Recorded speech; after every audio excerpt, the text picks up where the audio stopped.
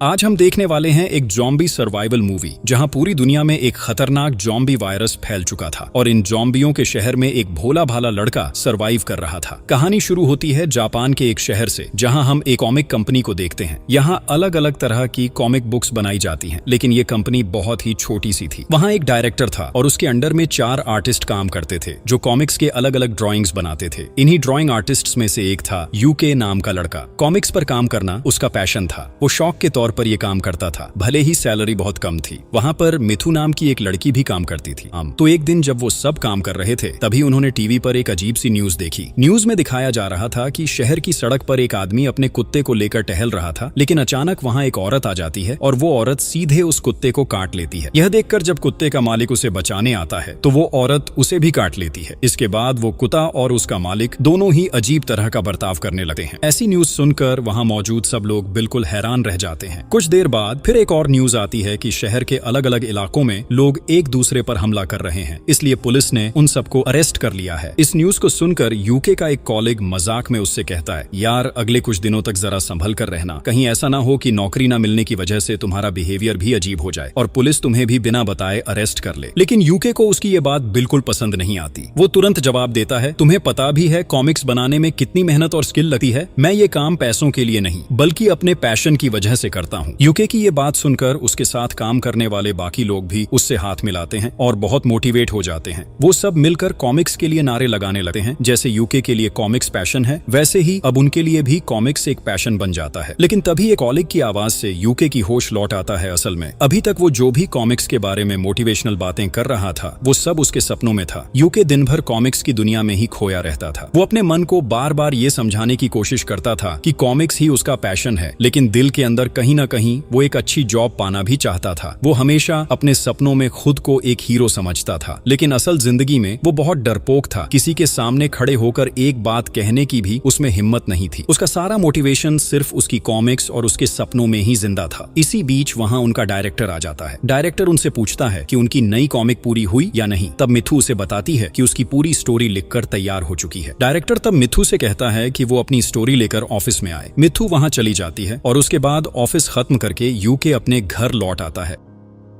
घर पर सुजुकी नाम की एक लड़की थी जो उसकी गर्लफ्रेंड थी, लेकिन सुजुकी वहां यूके से एक शब्द भी नहीं बोलती। वो चुपचाप टीवी ऑन करती है और लेट जाती है। यूके भी कुछ नहीं कहता और रोज की तरह अकेले बैठकर खाना खाने लगता है। तभी टीवी पर एक लड़की बोल रही होती है, आप कभी ऐसे इंसान से प्यार मत करना जो सिर्फ अपने काम में ही डूबा रहता है, वरना इस छोटी सी जिंदगी से आप सब कुछ खो दोगे और प्यार क्या होता है ये भी कभी समझ नहीं पाओगे। सुजुकी तब उन बातों को यूके तक पहुंचाने के लिए वॉल्यूम बढ़ा देती है। यूके ये सुनकर बहुत बुरा महसूस करता है। वो समझ जाता है कि सुजुकी ने कितनी तकलीफ झेली है, क्योंकि वो हमेशा सिर्फ अपने काम में ही लगी रहती है। उस रात उसे नींद बिल्कुल नहीं आ रही थी, इसलिए वो बैठकर अपनी कॉमिक्स ड्राइंग कर रहा था। कुछ देर बाद वो अपने पुराने कामों को देखता है जिन्हें उसे बेस्ट कॉमिक्स ड्राइंग आर्टिस्ट के तौर पर अवार्ड्स दिए गए थे। फिर यूके अपना लॉकर खोलता है जिसमें उसकी एक गन और गन का लाइसेंस रखा हुआ था। यूके उस गन को हाथ में लेकर आईने के सामने खड़ा हो जाता है और खुद को हीरो की तरह पोज देता है और कहती है, तुम तो ठीक से इनकम भी नहीं कर पाते, अब क्या मुझे थोड़ी शांति से सोने भी नहीं दोगे? यूके जवाब देता है, तुम देखो, पहले मेरी पहली कॉमिक्स को पब्लिश होने दो, फिर देखना कैसे मेरे पॉकेट में पैसा आता है। उसके बाद हम दोनों बहुत अच्छे रहेंगे और मैं तुम्हारा भी बहुत ख्याल रखूंगा। सुजुकी, तुम बस मुझे थोड़ा समय दो। यूके इस तरह सुजुकी का मन भलाई करने की कोशिश करता है। अगले दिन यूके अपनी कॉमिक्स की स्टोरी लेकर एक पब्लिशर के पास जाता है ताकि वो अपनी कॉमिक्स जल्दी से जल्दी पब्लिश करवा सके। पब्लिशर उसकी कॉमिक्स पढ़ता है और कहता है, तुम्हारी कॉमिक्स में स्पेशल क्या है? इस स्टोरी में मैं कुछ यूनिक नहीं देख पा रहा हूँ। पूरी स्टोरी तो मेरे लिए सामान्य कॉमिक्स जैसी लग रही है। उसी समय वहां एक पॉपुलर कॉमिक्स राइटर आता है। पब्लिशर उससे बात करने जाता है। इसी बीच यूके और वो कॉमिक्स राइटर एक दूसरे से मिलते हैं। यूके उसे पहचान लेता है। 15 साल पहले जब यूके को अवार्ड्स मिला था, उस फंक्शन में यही राइटर भी एक अवार्ड जीत चुका था। लेकिन इतने सालों बाद जबकि यूके अब तक अपनी कोई भी कॉमिक्स पब्लिश नहीं कर पाया, वही राइटर अब एक बहुत पॉपुलर राइटर बन चुका है। इस बीच वो पब्लिशर यूके की स्टोरी को रिजेक्ट कर देता है और उस पॉपुलर राइटर को एंटरटेन करने चला जाता है। यूके यह देखकर बहुत बुरा महसूस करता है। वो सोचता है कि सच में वो एक लूजर है। फिर वो सीधे सुजुकी के पास लौट आता है। सुजुकी उससे उसकी कॉमिक्स के पब्लिश होने की खबर जानना चाहती है। यूके उसे पूरी घटना बता देता है और बताता है कि उसकी कॉमिक्स को रिजेक्ट कर दिया गया है। इस पर सुजुकी आज बहुत गुस्सा हो जाती है। वो यूके की सारी कॉमिक्स की चीजें इधर उधर फेंकने लगती है और चिल्लाती है, मैं तुम्हें कितने सालों से कह रही हूँ कि कॉमिक्स की दुनिया से बाहर निकलो, इसके साथ तुम कभी कुछ हासिल नहीं करोगे। तुम्हें एक अच्छी जॉब ढूंढनी चाहिए, लेकिन तुम मेरी कोई बात नहीं सुनते। इतने साल कॉमिक्स के पीछे काम करने का क्या फायदा हुआ? तुम्हारा शादी करने का इंतजार करते करते मेरी उम्र 34 साल हो गई। मैं और कितनी देर तक इंतजार करूं? तुम कब सक्सेस होगे और कब शादी करोगे? मैं तुम्हारे लिए अब एक और दिन भी इंतजार नहीं कर सकती। इतना कहकर सुजुकी यूके को धक्का देकर कमरे से बाहर कर देती है, क्योंकि ये वास्तव में उसका घर था। इसके बाद सुजुकी अपने कमरे में रोते रोते यूके से कहती है, तुम आज से अपने कॉमिक्स के सपने छोड़ दो, कॉमिक्स की सारी चीजें फेंक दो और एक नई जॉब ढूंढो, ताकि हमारी दोनों की जिंदगी चल सके। फिर तुम मुझसे संपर्क करोगे। लेकिन अगर तुम ऐसा नहीं कर पाते तो कभी भी मेरे सामने मत आना। शायद तुम अपने जीवन में कॉमिक्स को चुनो, नहीं तो मुझे।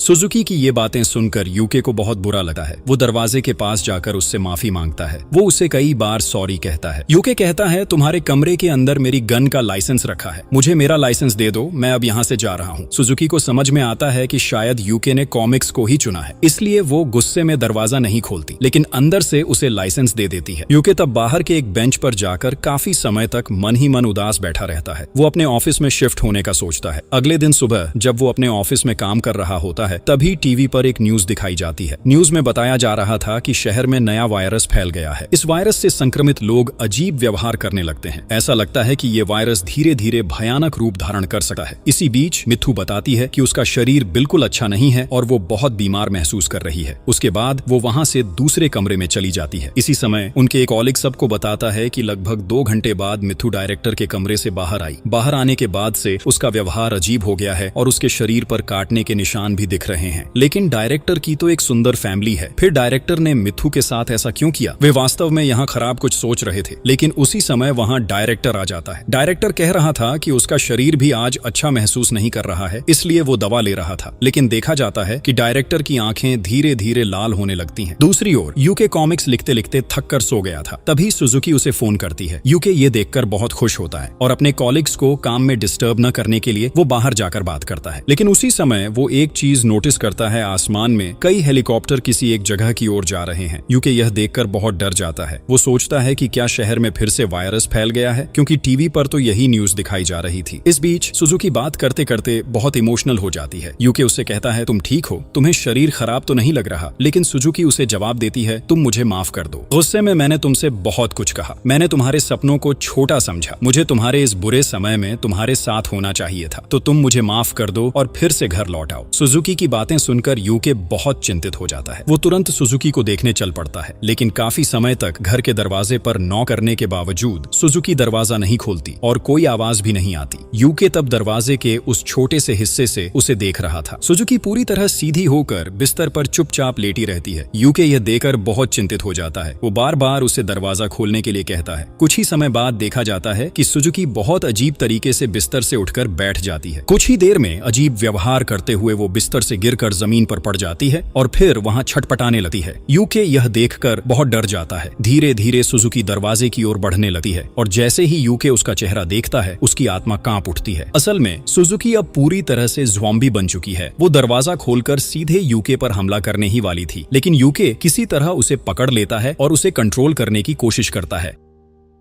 दोनों के बीच धक्का मुक्की होने से यूके का फोन ऊपर से सीधे नीचे गिर जाता है और टूटकर खराब हो जाता है। दूसरी तरफ सुजुकी यूके को काटे बिना सीधे अपने घर के दरवाजे में काट देती है। यूके यह देकर बहुत डर जाता है और उसे धक्का देकर अपने कमरे में भेज देता है। लेकिन ठीक उसी समय सुजुकी फिर से उस पर हमला करने ही वाली थी। यूके इतना डर जाता है कि वो उसे जोर से धक्का मार देता है, जिससे सुजुकी जमीन पर गिरती है और उसके सिर में जोरदार चोट लग जाती है। बहुत ज्यादा खून बहने के कारण वो वहीं मर जाती है। यूके यह देखकर बहुत कष्ट महसूस करता है, लेकिन वो समझ नहीं पाता कि ये सब क्या हो रहा है। फिर वो अपना गन हाथ में लेकर वहां से निकल जाता है। एक ब्रिज पर चलते समय वो एक लड़की को देखता है। लड़की उसके हाथ में लगी चोट को पकड़कर चल रही थी और उसी समय वो आसमान की ओर देखता है और देखता है कि कई विमान एक ही निर्दिष्ट जगह की ओर जा रहे हैं। यूके समझता है कि कुछ तो घटा है, इसलिए वो तुरंत अपने ऑफिस की ओर चला जाता है। वहाँ टीवी पर न्यूज दिखाई जा रही थी। न्यूज में कहा जा रहा था कि शहर में बहुत तेजी से वायरस फैल रहा है। इस वायरस का नाम ज़ॉम्बी वायरस है। जो लोग इस वायरस से इन्फेक्टेड हो जाते हैं वो कुछ ही समय में ज़ॉम्बी बन जाते हैं और आसपास के सभी लोगों पर हमला कर देते हैं। उनके हमलों और काटने के कारण वहाँ के सभी स्वस्थ लोग भी धीरे धीरे ज़ॉम्बी में बदल रहे हैं। इसलिए अभी भी शहर में मौजूद सभी स्वस्थ लोगों से सुरक्षित जगह पर रहने की अपील की जा रही है। यूके के एक कॉलिग टीवी के सामने न्यूज देख रहा था, लेकिन उसके हाथ में खून लगी बैट थी, जिससे ऐसा लग रहा था कि यहाँ शायद कुछ बड़ा कुछ हुआ है। यूके अंदर जाकर देखता है कि उसका सिर पूरी तरह फट गया है और वो बहुत ज्यादा खून बहने के कारण मर चुका है। तभी उसी वक्त वहाँ डायरेक्टर आता है। उसके शरीर में एक चाकू लगा हुआ था। यूके सामान्य तरीके से उससे पूछता है, तुमने अपना काम पूरा कर लिया? पर ठीक उसी समय यूके का एक कॉलिग डायरेक्टर के सिर पर वार कर देता है। डायरेक्टर फिर उठकर वही सवाल दोहराता है, तुम लोग अपना काम पूरा कर रहे हो क्या? उस कॉलिग ने फिर उसे और मारना शुरू कर दिया। उस कॉलिग का नाम सांग था। सांग यूके से कहता है कि न्यूज में ज़ॉम्बियों को मारने का एक तरीका बताया गया था, सिर्फ दिमाग पर चोट पहुंचाओ तभी वे मरेंगे, वरना उन्हें किसी भी तरह नहीं मारा जा सकता। अगर उसके पास गन होती तो वो उन्हें आसानी से मार देता, और अगर हम उन्हें नहीं मारेंगे तो हम भी ज़ॉम्बी बन जाएंगे। यह कहकर सांग ने डायरेक्टर को मार दिया और यूके से बोलता है, अगर चाहो तो अपनी सुरक्षा के लिए ये बैट तुम रख लो। यूके तब सांग से पूछता है, आपको क्या हुआ? आप लोगों को इतनी निर्दयता से मार कैसे रहे हो? सांग उसे जवाब देता है, वे लोग पहले मुझे मारने आए थे, मुझे भी उनके जैसे ज़ॉम्बी बना देना चाहते थे। अगर वे मुझे काट देते तो मैं भी ज़ॉम्बी बन जाता। अपनी जान बचाने के लिए इंसान क्या क्या नहीं कर सकता। इसी समय यूके ने देखा कि उसके हाथ पर एक काटने का निशान है। वही निशान था जो सुजुकी ने उसे काटने के वक्त बनाया था, लेकिन सुजुकी ने पहले दरवाजे पर काटे समय अपने सारे दांत खो दिए थे, इसलिए यूके के शरीर पर काटने का असर उतना गहरा नहीं हुआ था। परंतु तभी यूके ने महसूस किया कि सांग धीरे धीरे ज़ॉम्बी में बदल रहा है। सांग के पैरों पर उसने भी एक ज़ॉम्बी के काटने के निशान देख लिए, मतलब किसी ज़ॉम्बी ने पहले ही उसे काटा था। जब सांग समझ गया कि अब वह पूरी तरह ज़ॉम्बी बन जाएगा तो वह खुद ही अपनी जान खत्म कर लेता है। यह देखकर यूके बहुत डर जाता है। ये घटनाएं उसके दिमाग पर गहरा असर डाल रही थी। थोड़ी ही देर बाद वही लड़की मिथु वहां आती है, लेकिन अब वह भी एक भयंकर ज़ॉम्बी बन चुकी है। मिथु यूके को देखकर उस पर झपटी है, पर यूके किसी तरह उसके हाथों से बचकर बाहर भाग निकलता है। वो सीधे सड़क की ओर दौड़ पड़ता है। शहर की हालत भी बहुत अच्छी नहीं है। कुछ लोग दूसरों पर हमला करने के लिए दौड़ रहे हैं, जबकि कुछ लोग अपनी जान बचाने के लिए भाग रहे हैं। यूके जब बिल्कुल सड़क के बीच में आता है तो देखते देखते लोगों की संख्या और बढ़ने लगती है। हर कोई अपनी जान बचाने के लिए भाग रहा है और यहाँ समझ पाना मुश्किल हो रहा था कि कौन इंसान है और कौन ज़ॉम्बी। यह सब देखकर यूके बहुत डर जाता है और किसी तरह उन ज़ॉम्बियों के बीच से भाग निकलने की कोशिश करता है, लेकिन उसे समझ नहीं आ रहा था कि आखिर वो भागे तो कहाँ जाए। उधर सड़क पर एक पुलिस अफसर खड़ा था। यूके तुरंत उसकी ओर मदद मांगने के लिए दौड़ता है, लेकिन पास पहुंचते ही उसे पता चलता है कि वो पुलिस वाला भी असल में एक ज़ॉम्बी है। वो ज़ॉम्बी भी अब यूके पर हमला करने जा रहा था। यूके किसी तरह वहां से भागने की कोशिश करता है, मगर वो ज़ॉम्बी उसका पीछा नहीं छोड़ता। यूके जब एक साइड की गली से भाग रहा था तो पीछे से एक गाड़ी आती है और वो ज़ॉम्बी उस गाड़ी से टकरा कर नीचे गिर जाता है। यूके तेजी से आगे बढ़ता है और सामने उसे एक टैक्सी दिखती है जिसमें टैक्सी ड्राइवर आराम से सो रहा होता है। यूके तुरंत उसे आवाज देने लगता है, क्योंकि वो उसी टैक्सी से वहां से भाग निकलना चाहता था। यूके तब उस टैक्सी ड्राइवर को जोर से आवाज देकर जगाने लगता है, लेकिन उसी वक्त एक लड़की उसके पास आती है जिसका नाम हिरोमी था। हिरोमी कॉलेज की एक स्टूडेंट थी और एक ज़ॉम्बी से बचकर यूकी के पीछे छिप आई थी। यूकी भी वहां उस ज़ॉम्बी को देखती है और उस पल वह अपने कॉमिक्स के हीरो की तरह ज़ॉम्बी को मारने की कल्पना करने लगती है, पर उसकी वह कल्पना जल्दी ही टूट जाती है। उसी समय एक सूट पहने हुए शख्स आकर किसी तरह गाड़ी का दरवाजा खोलकर घुस जाता है। यूकी थोड़ा भड़क जाता है और बोलता है कि टैक्सी में बैठने के लिए हम पहले आए थे। ये कहते हुए यूकी और हिरोमी दोनों टैक्सी के अंदर घुस जाते हैं। यूकी पीछे बैठ गया और हिरोमी आगे सीट पर। वहीं न्यूज में दिखाया जा रहा था कि वायरस बहुत तेजी से फैल रहा है और साइंटिस्ट बार बार वैक्सीन खोजने में असफल हो रहे हैं। टैक्सी के अंदर यूकी देखता है कि सूट वाला आदमी कुछ अजीब बर्ताव कर रहा है। वह लगातार पसीना पोंछ रहा था। तभी यूकी नोटिस करता है कि उस आदमी के हाथ पर काटने का एक निशान है जिसे उसने कपड़े से ढंका हुआ था और अब वह आदमी धीरे धीरे ज़ॉम्बी बनना शुरू हो रहा था। यूकी बहुत डर जाता है, पर हिरोमी ये बात नोटिस नहीं करती। वह खिड़की से बाहर सड़क की बदहाली देख रही थी। पूरा शहर बिखर सा गया था। कई बिल्डिंग में आग जली थी। फिर उस सूट वाले की नाक से खून बहना शुरू हो जाता है और वह पूरी तरह ज़ॉम्बी बन जाता है। थोड़ी देर के लिए उसकी चेतना थी तो उसने अपना खून देखकर चीखा और उसी पल हिरोमी समझ पाती है कि वह ज़ॉम्बी बन चुका है। लेकिन बताने से पहले ही ड्राइवर बिना समझे उस आदमी को एक टिश्यू थमा देता है और ज़ॉम्बी उस टिश्यू पकड़कर ड्राइवर के हाथ में काट देता है। वह ज़ॉम्बी अब यूकी को भी काटने की कोशिश करने लगता है। चूंकि गाड़ी चल रही थी, यूकी बाहर नहीं निकल पा रहा था। गाड़ी के जिगजैग मोशन की वजह से ज़ॉम्बी उसे काट नहीं पाता और हिरोमी उसे बचाने की हर कोशिश करती है। ड्राइवर में अभी थोड़ी समझ बची थी, इसलिए उसने तुरंत एक बटन दबाकर बैक डोर खोल दिया। यूकी जोर से लात मारकर उस ज़ॉम्बी को गाड़ी से बाहर फेंक देता है, लेकिन ज़ॉम्बी ने यूकी के पैर पकड़ रखे थे।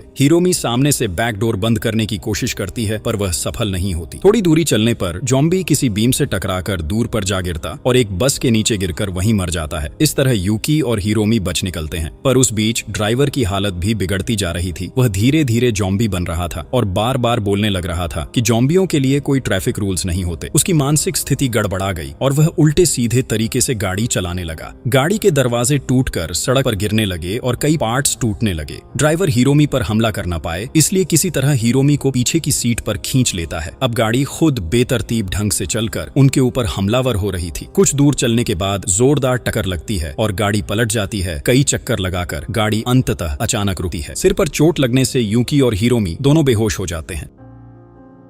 बहुत समय बाद जब यूकी को होश आता है तो वह पाता है कि हिरोमी भी बेहोश पड़ी है। वे दोनों एक साथ गाड़ी से बाहर निकलते हैं और देखते हैं कि सिर्फ उनकी गाड़ी ही नहीं, एक के बाद एक कई गाड़ियां एक्सीडेंट हुई पड़ी हैं। सड़क पर सिर्फ गाड़ियां ही दिख रही थी और आसपास किसी इंसान का कोई पता नहीं था। वे दोनों अकेले बचे नजर आते हैं। धीरे धीरे वे आगे बढ़ते हैं और कुछ दूरी पर एक सुरक्षित स्थान पर पहुंच जाते हैं। हिरोमी फोन निकालकर आसपास की स्थिति चेक कर रही होती है। उसके मोबाइल पर कई मैसेज नोटिफिकेशन आए हुए थे। ये मैसेज गवर्नमेंट के नंबर से भेजे गए थे। उन संदेशों में से एक में लिखा था कि जो भी सर्वाइवर्स शहर में हैं और जिनके शरीर पर जॉम्बी वायरस का कोई इन्फेक्शन नहीं है, वे माउंट फूजी की ओर चले जाएं। वहां आप लोगों के लिए हर तरह की व्यवस्था कर दी गई है। माउंट फूजी जापान का एक जगह का नाम था। तो यहाँ जब वे यह मैसेज पढ़ रहे थे तभी हिरोमी का फोन बंद हो जाता है, क्योंकि उसके फोन में बिल्कुल भी चार्ज नहीं था। अब वे दोनों चलते चलते एक जगह पर आकर बैठ जाते हैं और वहां से दूर से माउंट फूजी दिखाई दे रहा था, क्योंकि माउंट फूजी एक पहाड़ था। अब उन्होंने तय किया कि वे माउंट फूजी तक जाने के लिए निकलेंगे। उन्होंने ये भी सोचा कि वे जंगल वाले रास्ते से जाएंगे, क्योंकि मेन रोड उनके लिए बहुत ज्यादा खतरनाक हो सकता है। तो अब वे जंगल के रास्ते की ओर बढ़ने लगते हैं। कई घंटों तक चलने के बाद देखते देखते शाम हो जाती है। चारों तरफ अंधेरा छा जाता है, इसलिए वे दोनों अपनी सुरक्षा के लिए एक जगह रुक जाते हैं और वहीं रुकर रात बिताने का फैसला करते हैं। दोनों को बहुत जोर की भूख लगी थी और यूकी के पास सिर्फ एक ही रोटी थी। यूकी तब उस रोटी का आधा हिस्सा हिरोमी को दे देता है। हिरोमी खुश होकर उसे दिल से धन्यवाद कहती है, लेकिन अब तक वे दोनों एक दूसरे के नाम नहीं जानते थे, इसलिए हिरोमी यूकी को अपना नाम बताती है और उसका नाम पूछती है। यूकी तब बताता है कि उसका नाम यूकी है, जिसका मतलब होता है हीरो। वो ये भी कहता है कि उसके नाम का मतलब हीरो है, लेकिन असल जिंदगी में वो एक लूजर है। इतनी उम्र होने के बावजूद उसने अपनी लाइफ में कुछ नहीं किया। लेकिन हिरोमी उसे कहती है कि उसे ऐसा नहीं सोचना चाहिए, क्योंकि आज उसी ने उसकी जान बचाई और यही तो एक सच्चे हीरो की पहचान होती है। वो फिर कहती है, लेकिन तुम्हारे पास तो बंदूक है, तुम उसका इस्तेमाल क्यों नहीं करते? बंदूक की बात पर यूकी हिरोमी से पूछता है, क्या तुम्हारे पास अपनी सुरक्षा के लिए कोई बंदूक है? अगर नहीं तो अपने बचाव के लिए तुम्हारे पास क्या है? हिरोमी तब एक आईपैड निकालती है और कहती है, इस आईपैड में मेरी माँ का एक गाना रिकॉर्ड किया हुआ है। जब भी मुझे किसी चीज से डर लगता है, मैं माँ की आवाज में ये गाना सुनती हूँ और तुरंत मेरा मन शांत हो जाता है। हिरोमी तब गाना प्ले करती है, एक ईयरफोन यूकी को देती है और कहती है कि वो भी ये गाना सुने। फिर वे दोनों साथ में गाना सुनने लगते हैं। हिरोमी की माँ का यह गाना बहुत ही प्यारा था। दोनों ध्यान से गाना सुनते सुनते वहीं सो जाते हैं। सुबह जब यूकी की आंख खुलती है तो वह देखता है कि हिरोमी उसका कंधा पकड़े सो रही है, लेकिन तभी यूकी एक डरावनी बात नोटिस करता है। हिरोमी की गर्दन पर एक काटने का निशान है। वह तुरंत अपनी बंदूक उसकी ओर तान देता है और पूछता है, यह निशान क्या है? क्या तुम जॉम्बी वायरस से इन्फेक्टेड हो? हिरोमी यूकी की बात समझ नहीं पा रही थी। वह उसके ऐसे व्यवहार से चौंक गई थी। लेकिन जब यूकी उससे उस काटने के निशान के बारे में पूछता है, तब हिरोमी बताती है कि 3 दिन पहले मैंने अपने पड़ोसी के एक छोटे बच्चे को गोद में लिया था और तभी उस बच्चे ने अचानक मुझे ऐसे ही काट लिया था। मैं जॉम्बी वायरस से इन्फेक्टेड नहीं हूँ। अगर मैं सच में इन्फेक्टेड होती तो क्या मैं अब तक बिल्कुल सामान्य रह पाती? फिर हिरोमी उसे और कहती है, तुमने चूंकि मुझ पर शक करके मेरी तरफ बंदूक तान दी है, तो अगर तुम्हें अपने मन की शांति चाहिए तो तुम मुझे शूट कर सकते हो। इससे तुम्हारा शक दूर हो जाएगा। वैसे भी इस दुनिया में मेरे जिंदा रहने का अब कोई मतलब नहीं है। मैं नहीं चाहती कि हमारे बीच किसी तरह का संदेह बाकी रहे। लेकिन हिरोमी की ये बातें सुनकर यूकी को अपनी गलती का एहसास होता है। वो हिरोमी से कहता है कि उसे अब बिल्कुल चिंता करने की जरूरत नहीं है। वो हमेशा उसके साथ रहेगा। वो चाहे जैसे भी हो हिरोमी को माउंटेन तक लेकर जाएगा। वहां पहुंचने के बाद वे दोनों सुरक्षित रहेंगे। इसके बाद वे दोनों फिर से माउंट फूजी की ओर चल पड़ते हैं। जंगल के रास्ते पर बहुत देर तक चलते रहने के बाद दोनों थकर एक जगह बैठ जाते हैं। तभी हिरोमी यूकी से कहती है, अब तुम्हें अकेले ही माउंट फूजी जाना होगा। मैं तुम्हारे साथ और आगे नहीं जा पाऊंगी। हिरोमी बताती है कि उसका शरीर बहुत भारी लग रहा है। उसे ऐसा महसूस हो रहा है कि वो जॉम्बी में बदल रही है। हालांकि किसी जॉम्बी ने उसे काटा नहीं, लेकिन उसके शरीर में जो पुराना जख्म था, शायद उसी जख्म से किसी जॉम्बी के खून के जरिए वायरस वायरस उसके शरीर में पहुंच गया। यह सब कहकर हिरोमी यूकी को अपना आईपैड देती है और कहती है, अगर कभी तुम्हें डर लगे तो मेरी माँ का गाया हुआ गाना सुन लेना। ये कहने के कुछ ही देर बाद हिरोमी धीरे धीरे ज़ॉम्बी में बदल जाती है। यूकी चाहकर भी उसे गोली नहीं मार पाता। उसके दिल में हिरोमी के लिए बहुत दर्द था, इसलिए वो अपनी जान बचाने के लिए वहां से भाग निकलता है। भागते हुए उसे एक आदमी दिखता है और वो उससे मदद मांगने जाता है, लेकिन वो आदमी असल में एक भयानक ज़ॉम्बी निकलता है। वो ज़ॉम्बी यूकी पर झपट पड़ता है। यूकी पूरी ताकत से उससे बचने की कोशिश करता है, लेकिन ज़ॉम्बी उसे काटने ही वाला होता है। तभी अचानक हिरोमी वहां आ जाती है। हिरोमी उस ज़ॉम्बी से यूकी को बचा लेती है। वो उस ज़ॉम्बी के हाथ पैर तोड़कर उसे टुकड़ों में बांट देती है। हिरोमी का यह रूप देखकर यूकी बहुत डर जाता है। जब हिरोमी उसके सामने आती है, यूकी और भी घबरा जाता है और कहता है, मुझे मत मारो, लेकिन हिरोमी उसकी तरफ हाथ बढ़ाकर उसे जमीन से उठाती है। यूकी तब अपनी जान बचाने के लिए हिरोमी को दिल से धन्यवाद देता है। उसके बाद वो बंदूक लेकर वहां से जाने लगता है, पर कुछ कदम चलने के बाद फिर रुक जाता है। वो वापस मुड़ता है और हिरोमी के पास लौट कर आता है। वो सोचता है कि शायद हिरोमी अभी पूरी तरह इन्फेक्टेड नहीं हुई, शायद वो आधी इंसान और आधी ज़ॉम्बी है।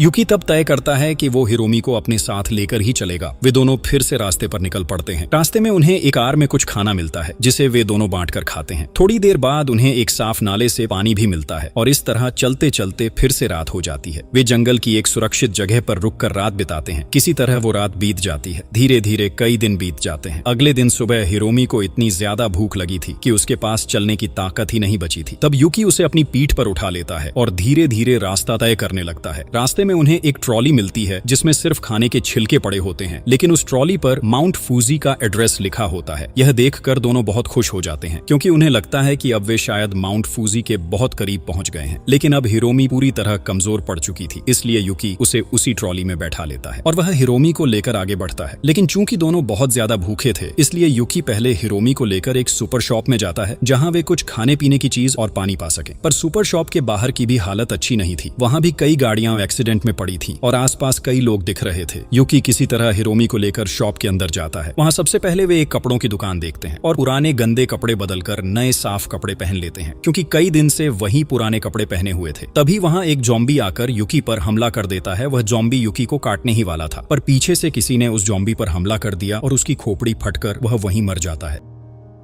यूकी देखता है कि वहां एक लड़की आई है, उसका नाम याबू था। वह भी यूकी हिरोमी की तरह एक सर्वाइवर थी। याबू हिरोमी की हालत देखकर उसके पास आती है। यूकी थोड़ा डर जाता है और सोचता है कि याबू शायद हिरोमी को ज़ॉम्बी समझकर मार देगी, इसलिए वह याबू को बता देता है कि हिरोमी को सोने की बीमारी है, इसलिए वह इस तरह सो रही है। तभी याबू के साथ और भी कई लोग आ जाते हैं। वे भी एक सर्वाइवर्स की टीम थे। वे सब यहाँ हिरोमी को देखकर पूछते हैं कि क्या यह लड़की ज़ॉम्बी वायरस से इन्फेक्टेड है या नहीं। यूकी बोलता है कि उसका शरीर बहुत ही कमजोर है, इसलिए वह ऐसे सो रही है। एक व्यक्ति हिरोमी पर शक करता है, पर दूसरे व्यक्ति कहता है कि यह लड़की ज़ॉम्बी इन्फेक्टेड नहीं है, क्योंकि ज़ॉम्बी कभी नहीं सोते। फिर वे सब मिलकर हिरोमी और यूकी को अपनी टीम में शामिल कर लेते हैं, क्योंकि वे सब मिलकर माउंट फूजी जा रहे हैं। उनका पहले एक ठिकाना है, तो वे पहले वहीं पहुंचेंगे। अब वे सभी मिलकर ज़ॉम्बियों से बचने के लिए पहले एक गाड़ी के पीछे छिप जाते हैं। उसी बिल्डिंग की छत के दूसरी तरफ कुछ लोग बर्तन बजाकर शोर कर रहे थे, जिससे ज़ॉम्बियां उस दिशा की ओर आकर्षित हो रही थी। जब ज़ॉम्बियां वहां चली जाती हैं, तो याबू और उसकी पूरी टीम बिल्डिंग के पीछे आकर पीछे की सीढ़ियों से छत पर पहुंच जाते हैं। यूकी बड़ी मशक्कत से हिरोमी को लेकर छत पर चढ़ जाता है। छत पर याबू की टीम के और भी कई मेंबर्स थे। वे यूकी और हिरोमी का स्वागत करते हैं। यूकी उस जगह को देखकर हैरान रह जाता है। यह कोई साधारण ठिकाना नहीं था, बल्कि ऐसा लगता था जैसे एक छोटा सा शहर हो, जहां खाने पानी से लेकर जरूरी हर चीज का इंतजाम था। यहाँ तक कि मैनेजमेंट के लिए एक मैनेजर भी था। मैनेजर यूकी की बंदूक देकर उससे पूछता है, ये जो तुम्हारी बंदूक है, क्या ये असली बंदूक है? क्या तुम इसे चला सकते हो? यूकी तब मैनेजर को बताता है कि वह कई साल पहले एक गन शूटिंग शो में फर्स्ट आया था, क्योंकि उसकी बंदूक चलाने की स्किल बहुत अच्छी है। साथ ही उसके पास गन का लाइसेंस भी है। ये सुनकर मैनेजर कहता है, हमें हमारी टीम में तुम्हारे जैसे आदमी की बहुत जरूरत थी। अच्छा हुआ कि हम तुम्हें सही समय पर मिल गए। उसी वक्त एक घड़ी की दुकान का मालिक यूकी के पास आता है और उसे उनकी टीम में स्वागत करने के लिए कई घड़ियां गिफ्ट करता है। धीरे धीरे रात हो जाती है। हिरोमी चूंकि हाफ ज़ॉम्बी थी, इसलिए यूकी उसकी एक आंख पर पट्टी बांध देता है, ताकि कोई यह न समझ पाए कि वह इन्फेक्टेड है। रात को यूकी और याबू आपस में बातें कर रहे होते हैं। याबू यूकी के बारे में जानना चाहती है, तो यूकी बताता है कि वह पहले कॉमिक्स राइटर था। याबू कहती है कि उसे कॉमिक्स में कोई दिलचस्पी नहीं है, उसे कॉमिक्स बहुत बोरिंग लगती है, लेकिन फिर भी वह यूकी की बहुत तारीफ करती है। वह कहती है कि तुम्हारे आने के बाद से हमारी पूरी टीम शांत हो गई है। सब तुम्हारी बंदूक देखकर तुम पर भरोसा कर रहे हैं और मुझे यकीन है कि तुम अपना फर्ज निभाओगे। लेकिन यूकी यह नहीं बताता कि वह असल में कितना बड़ा लूजर है और जिसे सब हीरो समझ रहे हैं, वह खुद डर के मारे टूट चुका है।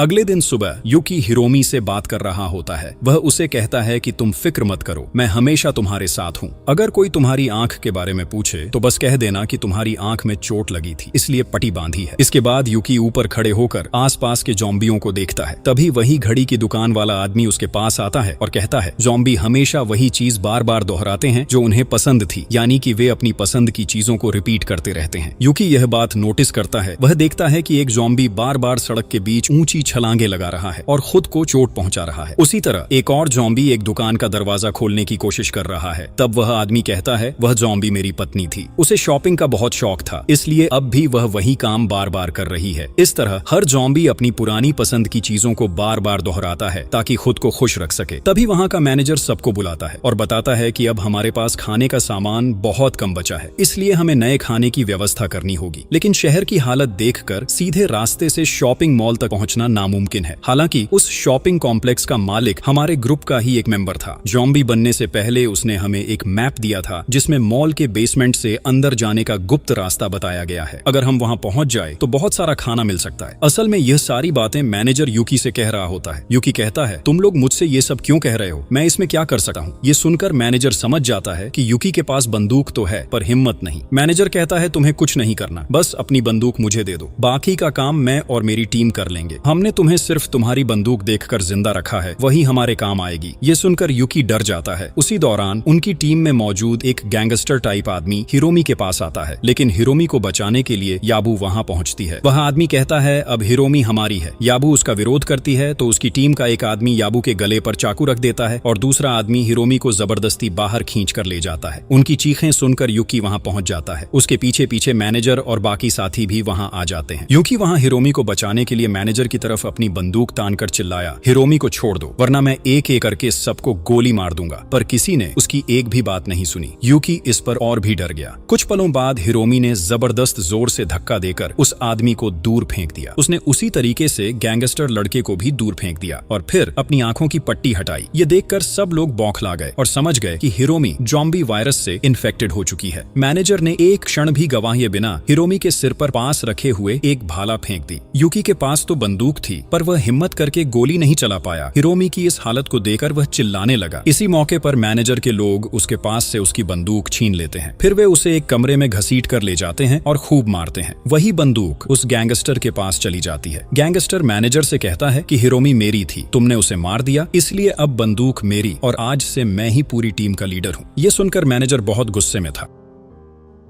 इधर यूकी वहां से निकलकर हिरोमी के टेंट के पास आता है जहां याबू चुपचाप उदास बैठी थी। यूकी उससे हिरोमी के बारे में पूछता है। याबू उसे दूर एक तंबू में ले जाती है जहां उसने हिरोमी का इलाज करके उसे सुला रखा था, यानी हिरोमी अभी भी जिंदा थी और यह देखकर यूकी बहुत खुश होता है। याबू यूकी से कहती है कि हिरोमी कोई आम ज़ॉम्बी नहीं है, उसके शरीर में बहुत ज्यादा इम्यून्स है, यहाँ तक कि वह ज़ॉम्बी होते हुए भी दिमाग के हिसाब से सिंपल काम कर रही है। यूकी हैरान होकर पूछता है कि तुम ये सब कैसे जानती हो। याबू बताती है कि वह कई सालों तक एक हॉस्पिटल में नर्स रही थी। जब ज़ॉम्बी वायरस फैल गया तो उसने अपने पेशेंट्स को छोड़कर भागकर अपनी जान बचाई और अब उसे अपने के ऊपर बहुत है। वह किसी भी तरह हिरोमी को बचाना चाहती थी और उसने पूरा कोशिश किया। फिर याबू यूकी को एक बहुत इंपॉर्टेंट बात बताती है। चूंकि हिरोमी ज़ॉम्बी होने के बाद भी इतनी शांत है और उसका शरीर सिंपल तरीके से काम कर रहा है तो शायद हम हिरोमी के खून से कोई वैक्सीन बना सकें। यूकी तब याबू से कहता है, याबू मैं तुमसे भी ज्यादा गिल्ट फील कर रहा हूँ। मैं इतना अक्षम इंसान हूँ कि बंदूक होने के बावजूद कभी इसे सही ढंग से इस्तेमाल नहीं कर पाया, पर अब जब मैं एक टीम में शामिल हो गया हूँ तो कम से कम मैं उनके साथ मिलकर काम करने की कोशिश करूंगा। मैं बेसमेंट जाकर उनके साथ खाना लाने चलता हूँ, तब तक तुम प्लीज हिरोमी का ध्यान रखना। इसके बाद यूकी उस गैंगस्टर की टीम में शामिल हो जाता है। मैनेजर के पास जो भाला था उसे गैंगस्टर का एक आदमी छीन लेता है। वे लोग बिल्डिंग के दूसरी तरफ से छत से नीचे उतरते हैं। टीम के बाकी मेंबर्स ऊपर से आवाज करके ज़ॉम्बियों का ध्यान आकर्षित कर रहे थे और इसी अवसर का फायदा उठाकर यूकी और बाकी लोग बेसमेंट तक पहुंचने में सफल हो जाते हैं। वे एक टॉर्च की रोशनी में मैप देकर आगे बढ़ रहे थे, लेकिन तभी अचानक बेसमेंट की लाइट चल पड़ती है और वे देखते हैं कि वे एक सुपर शॉप के अंदर पहुंच गए हैं जहां बहुत खाना रखा था। ये देखकर सब बहुत खुश होते हैं, पर ठीक उसी समय वहां के लाउड स्पीकरों पर कोई गाना बजने लगता है। सभी चिंता में पड़ जाते हैं और सोचने लगते हैं कि यहाँ गाना कौन बजा रहा है। उसी वक्त वे नोटिस करते हैं कि मैनेजर उनके साथ नहीं है और ये सब वही कर रहा है ताकि बदला लिया जा सके। लाउड स्पीकरों पर गाना सुनकर एक भयानक ज़ॉम्बी वहां आ जाता है और वह एक मेंबर पर हमला कर देता है। गैंगस्टर उस ज़ॉम्बी को गोली मारकर मार देता है और खुश हो जाता है। पर अभी तक बहुत सारी ज़ॉम्बियां सुपर शॉप की ओर दौड़ती आ रही थी और सब वहां से भागने की कोशिश करने लगते हैं। वो रास्ता जिससे वे बेसमेंट से भागने वाले थे, वहां भी म्यूजिक बज रहा था और म्यूजिक सुनकर ज़ॉम्बियां वहां भी पहुंच जाती हैं। तब ज़ॉम्बियां गैंगस्टर को पकड़ने लगती हैं, पर वह अपने बचने के लिए अपने ही टीम मेंबर्स को ज़ॉम्बियों की ओर धकेल देता है और बाकी लोग अलग रास्तों से भाग निकलते हैं। इधर कंट्रोल रूम में मैनेजर यह सब देख रहा था और उसे बहुत मजा आ रहा था। उसने और भी कई स्पीकर्स पर वही गाना चला दिया ताकि और ज्यादा मजा मिल सके। एक ज़ॉम्बी उस गाने से बहुत ज्यादा उत्साहित होकर कूद कूद कर सीधे हिरोमी के तंबू की ओर आ पड़ता है। वहीं अचानक एक ज़ॉम्बी गैंगस्टर पर हमला कर देता है और गैंगस्टर के हाथ से वह बंदूक नीचे गिर जाती है। दूसरी तरफ यूकी ज़ॉम्बियों से बचने के लिए सुपर शॉप की एक छोटी सी कमरे में छिप जाता है। वह अंदर से देखता है कि सुपर शॉप के अंदर भी बहुत सारे ज़ॉम्बी आ गए हैं। तभी वहां फर्श पर पड़े एक वॉकी टॉकी से याबू की आवाज आती है। याबू मदद मांग रही थी। अगर हमें कोई सुन रहा है तो हमारी मदद करो। एक ज़ॉम्बी हमारे तंबू तक पहुंच गया है और उसने हमारे कई मेंबरों पर हमला कर दिया है। हमें किसी भी तरह बचा लो। वॉकी टॉकी की आवाज यूकी तक पहुंचती है और वह दोनों की चिंता से बेचैन हो उठा है। वह बार बार उन्हें बचाने के लिए बाहर जाना चाहता है, पर कल्पना में उसे लगता है कि बाहर जाने पर ज़ॉम्बियां उसे पकड़ लेंगे। कुछ देर बिल्कुल हिचकिचाने के बाद वह हीरो की तरह चिल्लाकर बाहर निकल आता है और खुशकिस्मती से वहां कोई ज़ॉम्बी नहीं था, इसलिए यूकी कुछ हद तक शांत हो जाता है। पर ठीक उसी वक्त एक ज़ॉम्बी उसकी बाह में कुतर देता है और उसे छोड़ने का नाम नहीं ले रहा था। यूकी हिम्मत करके उसे मार देता है। तब वह देखता है कि उसकी कलाई पर वे ही घड़ियां थीं जो उस घड़ी वाले ने उसे उपहार में दी थीं, इसलिए वह इसी बार भी बच निकलता है। यूकी वॉकी टॉकी उठाकर बोलता है, डरो मत, मैं अभी आता हूं, मैं तुम्हें बचा लाऊंगा। फिर यूकी फ्लोर पर अपनी बंदूक ढूंढ पाता है और बहुत खुश होता है। इस बीच याबू ने ज़ॉम्बी के हाथ से बचने के बाद हिरोमी को अपनी पीठ पर उठाकर किसी तरह बेसमेंट तक पहुंचाया था और वहां वही मैनेजर खड़ा मिला। याबू चाहती थी कि वह उसके साथ आ जाए। मैनेजर याबू से पूछती है, यूकी वह आदमी कहाँ है? मैनेजर कहता है, उस बेकार आदमी के बारे में मुझे कुछ पता नहीं, शायद अब वह ज़ॉम्बी बन गया हो। यदि तुम चाहो तो अकेले आ सकती हो और उस हिरोमी को यहाँ छोड़कर चली भी जा सकती हो। याबू इससे सहमत नहीं होती और थोड़ी ही देर बाद देखा जाता है कि अचानक वही मैनेजर भी ज़ॉम्बी बनना शुरू कर देता है, यानी किसी ने उसे काट लिया था। यह देखकर याबू हिरोमी लेकर भाग निकलती है। ठीक उसी समय युक्की वहां पहुंचता है और मैनेजर पर गोली चलाकर उसे मार देता है। तभी भाग दौड़ में एक और आदमी वहां आता है और दूसरी तरफ वही घड़ी वाला भी पहुंच जाता है, जिसके पीछे बहुत सारे ज़ॉम्बियां आ रही थीं। फिर देखते देखते वे सब ज़ॉम्बियों से चारों तरफ से घेर लिए जाते हैं। यूकी और बाकी लोग किसी तरह एक साइड की ओर भागकर चले जाते हैं। वहां यूकी उनसे कहता है कि उसके पास अब 96 गोलियां बची हैं। अगर चाहे तो एक साथ कई ज़ॉम्बियों को मार जा सकता है, इसलिए किसी को भी घबराने की जरूरत नहीं। हिरोमी यूकी से कहती है कि वह यूकी पर बहुत गर्व महसूस कर रही है और यूकी की वजह से ही उसे सुरक्षित महसूस हो रहा है। उसके लिए यूकी असल हीरो है। यह सुनकर यूकी को बहुत हौसला मिलता है और वह एक हीरो की तरह ज़ॉम्बियों के सामने बढ़ता है। फिर वह एक एक करके कई ज़ॉम्बियों को गोली मारकर ढेर कर देता है। टीम के बाकी मेंबर भी उसकी मदद करते हैं। इस तरह कई ज़ॉम्बियों को मारने के बाद वहां 3 लोग बचे रहते हैं। पर उसी वक्त एक ऐसा ज़ॉम्बी दौड़ता हुआ आता है जो ऊंची ऊंची छलांगें लगा सकता था और वह बहुत ही ताकतवर निकला। उस समय यूकी के पास सिर्फ एक ही गोली बची थी और उस गोली को उसे उसी ज़ॉम्बी के सिर पर मारनी थी। आखिरकार उसने सिर पर गोली मारी, पर उस ज़ॉम्बी का सिर पहले से ही फटा हुआ था, इसलिए गोली का कोई असर नहीं हुआ। अब क्योंकि यूकी के पास और गोलियां न थीं, वह ज़ॉम्बी उसके पास आ गया। तब यूकी ने अपनी बंदूक से ज़ॉम्बी के सिर को पूरी तरह फाड़ दिया और अंततः वह ज़ॉम्बी मर गया। इसी बीच याबू के पास मैनेजर की गाड़ी की चाबी थी जो उसने पहले मौके पाकर मैनेजर से छीन ली थी। तब वे तीनों मिलकर उसी गाड़ी में बैठकर निकल पड़ते हैं। याबू उन्हें हॉस्पिटल की ओर ले जा रही थी ताकि हिरोमी के खून से वैक्सीन बनाने की कोशिश की जा सके और इस तरह वे अपनी दुनिया को ज़ॉम्बी वायरस से मुक्त कर सकें।